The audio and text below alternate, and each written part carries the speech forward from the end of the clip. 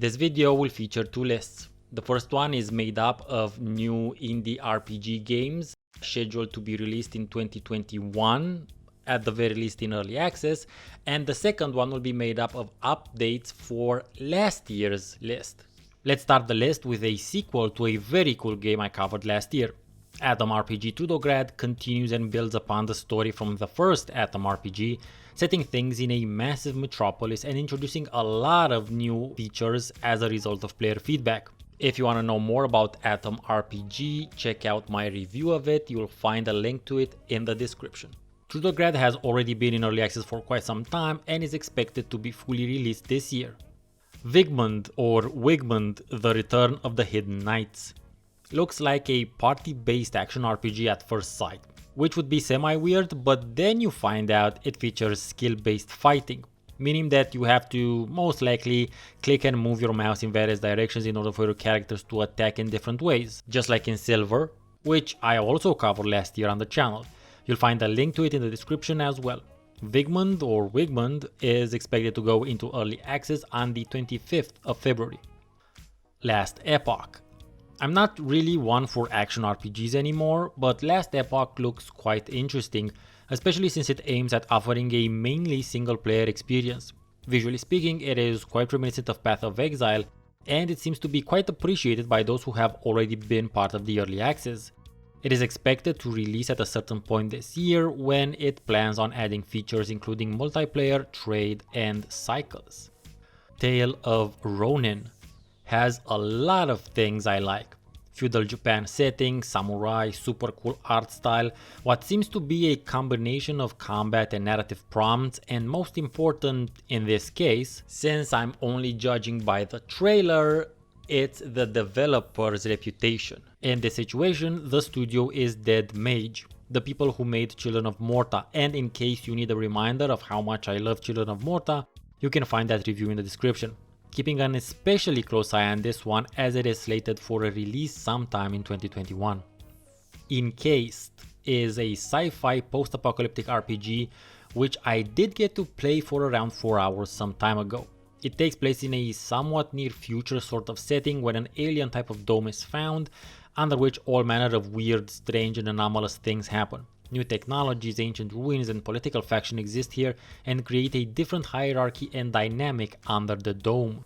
From what I've played of it, and again, it's not a lot, I got a lot of really old school Fallout-y vibes out of it, but obviously updated with more modern style crafting mechanics and possibilities. You also have access to a lot of stats, skills and dialogue options to solve quests.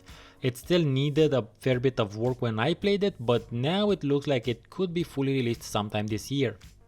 Broken Roads looks like something that should totally be on my channel. An isometric party-based RPG which takes place in a post-apocalyptic Australia.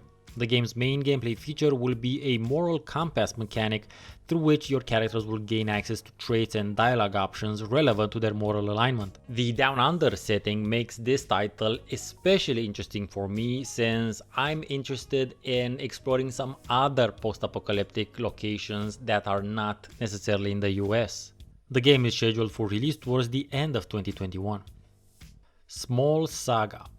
You'll notice an acute lack of JRPGs on my list. Make no mistake about it, there are tons of indie JRPGs coming out this year as well, but they're just not really my main thing. However, if you humans want one, I can definitely put together an upcoming JRPG list for 2021, let me know in the comments. But Small Saga made it onto this list because of the concept behind it.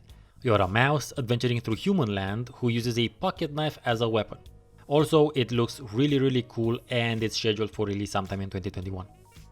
The Way of Wrath is one title you might not have heard of yet, seeing as how it just went through crowdfunding during February of 2021. This game caught my eye some time back and it looks like it might be a very interesting fantasy open world tactical RPG taking place in a prehistoric shamanistic age.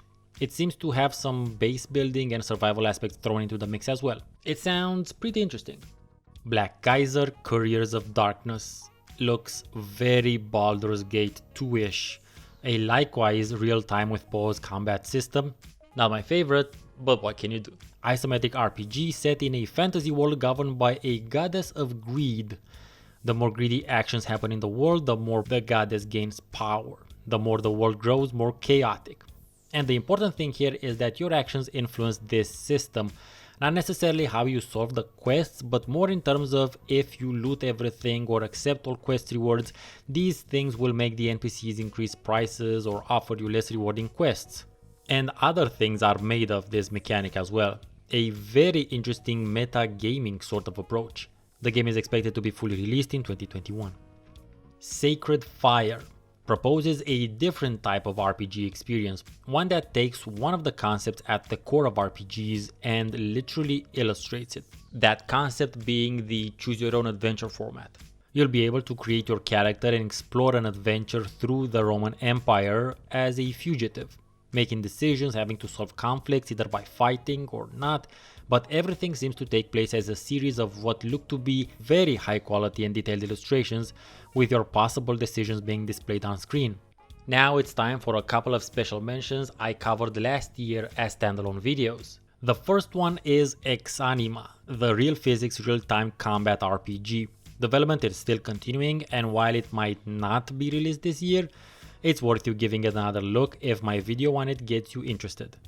The second one is Call of Saregnar, the retro-inspired and looking first-person RPG meant to be both a love letter and something of a spiritual successor to Betrayal at Krondor and Daggerfall.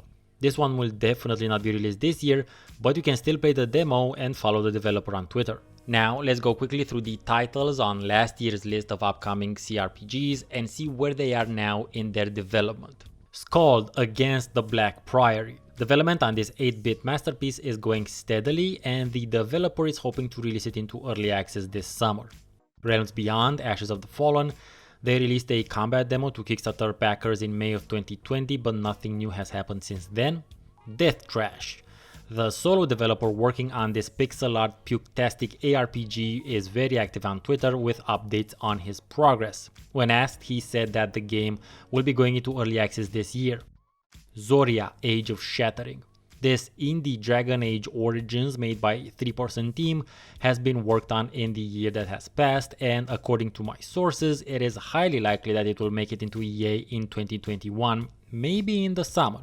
We'll have to wait and see. Rest assured, I will definitely cover it when it does. The Waylanders. I covered The Waylanders and was really put off by the amount of bugs in the first EA version. Work has been continuous and sustained on it. I don't think it will be released this year, but I could be wrong about that. Dark Envoy. Work seems to have continued on its title, and it is now scheduled for a 2021 release. The Iron Oath.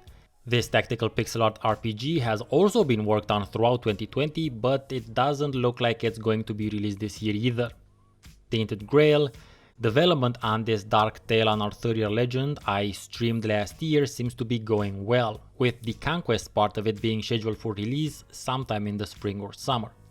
Solasta, Crown of the Magister, was released into early access to a pretty good overall response. The devs have been keeping adding features and content to the game ever since, and it is highly likely that we'll see this one fully released this year.